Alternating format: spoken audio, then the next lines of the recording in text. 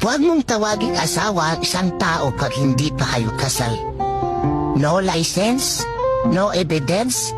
In short, kulurong pa yung relasyon yun. Anytime, pwede kayo maghiwalay dalawa.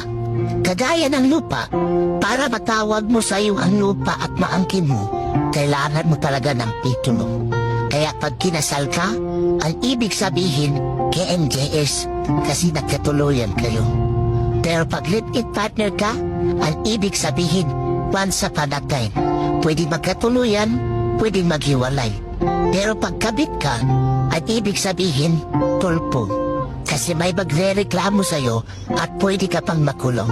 Pero pag iniwan ka, ang ibig sabihin, soko.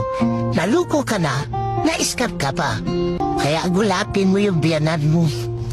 Isuli mo ang kanyang anak.